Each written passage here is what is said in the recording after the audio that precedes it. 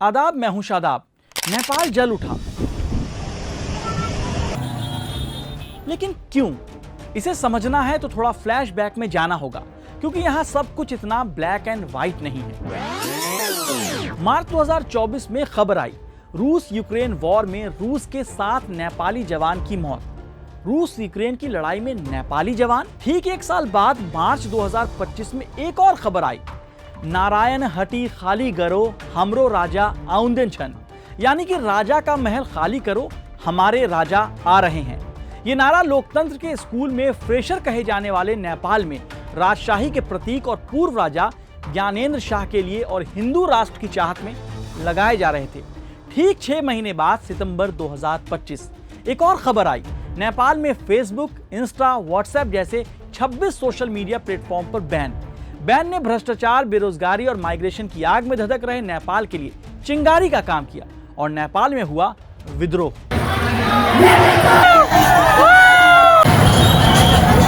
हजारों जेनजी प्रदर्शनकारियों ने राजधानी काठमांडू की सड़कों से लेकर संसद, राष्ट्रपति भवन, सिंह दरबार, सुप्रीम कोर्ट, राजनीतिक और सरकारी दफ्तरों पर हमला बोल दिया। तोड़फोड़, आगजनी। आप कहेंगे ये 3 अलग अलग घटनाओं से क्या साबित होता है? इन 3 घटनाओं में क्या कनेक्शन है? बहुत कुछ। और इसी बहुत कुछ के बीच सवाल है कि क्या नेपाल में सिर्फ सोशल मीडिया बैन की वजह से सत्ता परिवर्तन आंदोलन हो गया? क्या नेपाल में हिंदू राष्ट्र की मांग को लेकर यह विरोध प्रदर्शन हुआ? क्या नेपाल में मोनार्क यानी राजशाही की वापसी की चाहत में जेनजी सड़कों पर आए? और एक बात, दुनिया भर की सरकारों को क्यों ऐसा लगता है कि वो पुलिस के बल पर अपने हिसाब के कानून से कुछ बैन करके जनता के विरोध को रोक लेंगे?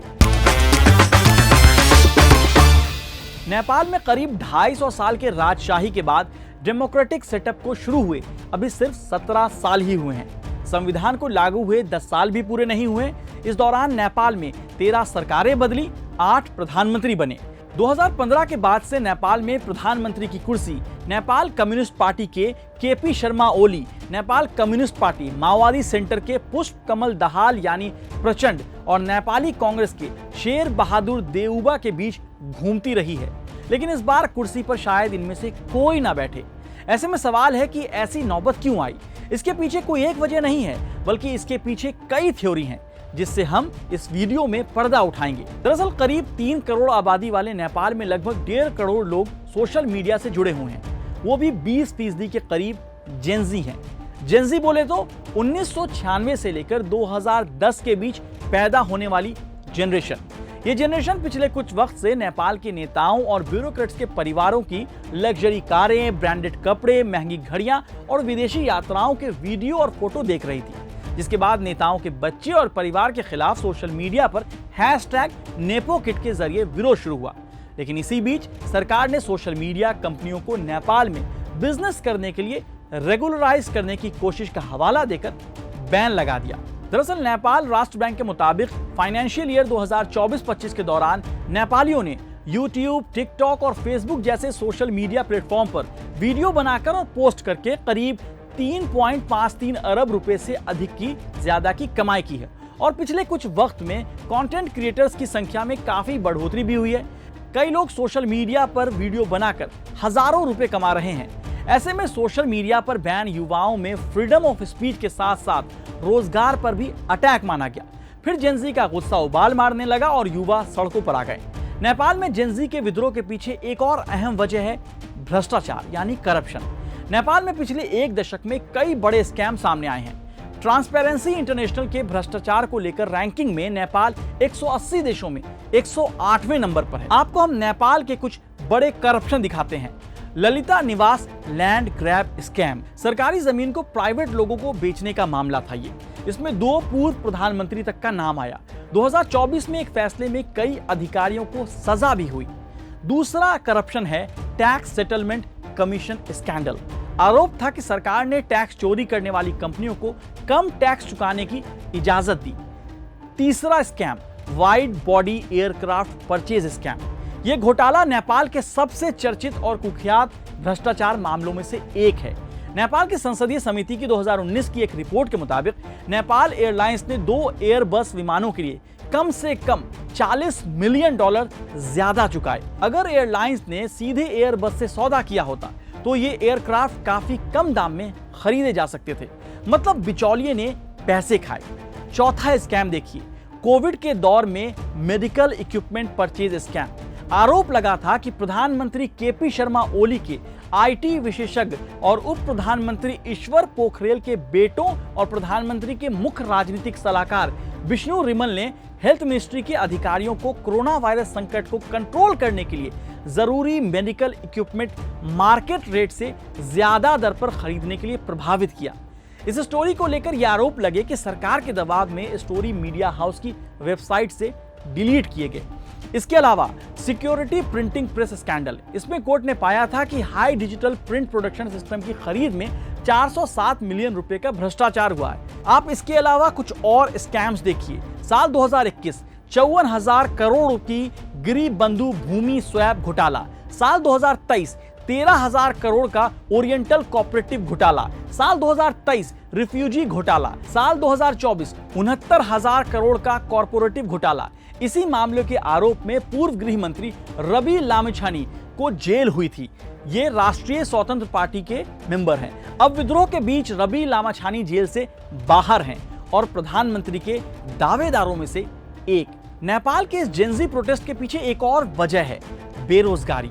नेशनल स्टैटिस्टिक्स ऑफिस के मुताबिक नेपाल में बेरोजगारी दर 11.4% है, लेकिन युवा बेरोजगारी दर इससे कहीं अधिक मानी जाती है। मतलब यह है कि हर 100 लोगों में से लगभग 11 लोगों के पास नौकरी नहीं है। यही वजह है कि करीब 40 लाख नेपाली दुनिया के अलग अलग देशों में काम कर रहे हैं। और यही वजह है कि 15,000 से ज्यादा नेपाली $2,000 महीने की नौकरी के लिए रूस यूक्रेन बॉर्डर पर लड़ रहे हैं। लड़ाई किसी और की और लड़ कोई और रहा है। एक और अहम बात, नेपाल की इकोनॉमी की रीढ़ प्रदेश से आने वाले पैसे यानी रेमिटेंस है। नेपाली मीडिया के मुताबिक विदेशों में काम करने वाले नेपाली हर दिन करीब 4.72 अरब रुपए घर भेजते हैं। 2023 में नेपाल को विदेश से $11 अरब रेमिटेंस मिला था, जो कि जीडीपी का लगभग 26% से ज्यादा है। लेकिन क्या ये विद्रोह, ये हिंसा, ये आगजनी सिर्फ बेरोजगारी और पलायन की वजह से है? क्या इसके पीछे कोई और है? दरअसल सितंबर 2015 में नेपाल ने अपना नया संविधान लागू किया और हिंदू राष्ट्र से नेपाल सेकुलर स्टेट बना। इससे पहले 2008 तक राजशाही थी। करीब 16 साल के माओवादी जनयुद्ध के बाद राजा ज्ञानेंद्र और उनकी फैमिली की राजशाही खत्म हो सकी और लोकतंत्र बना। वीडियो की शुरुआत में हमने एक नारा पढ़ा था, राजा का महल खाली करो, हमारे राजा आ रहे हैं। ये नारा पूर्व राजा ज्ञानेंद्र शाह के लिए था। साल 2008 में ज्ञानेंद्र शाह को लोकतंत्र के सामने घुटने टेकने पड़े थे, लेकिन एक बार फिर राजा की वापसी का रास्ता बनाया जा रहा है। साथ में हिंदू राष्ट्र की पैरवी भी शुरू है। नेपाल में राष्ट्रीय प्रजातांत्रिक पार्टी ज्ञानेंद्र शाह को समर्थन कर रही है। इस पार्टी की मांग शुरू से हिंदू राष्ट्र और राजा की वापसी की रही है। हालांकि अब नेपाल में जेनजी प्रदर्शनकारियों ने सुशीला कार्की को देश का अंतरिम पीएम चुन लिया है, नेपाल के इतिहास में पहली महिला पीएम। लेकिन शर्त है कि 6 महीने से 1 साल के अंदर चुनाव कराना होगा। सुशीला नेपाल सुप्रीम कोर्ट की पहली महिला चीफ जस्टिस भी रह चुकी हैं। वे भ्रष्टाचार के खिलाफ सख्त रवैये के लिए जानी जाती हैं। शायद यही वजह है कि भ्रष्टाचार की मार झेल रहे नेपाल को सुशीला कार्की में उम्मीद की किरण नजर आई। ये भी सच है कि नए लोकतंत्र वाले नेपाल की जेनजी ने राजशाही नहीं देखी है।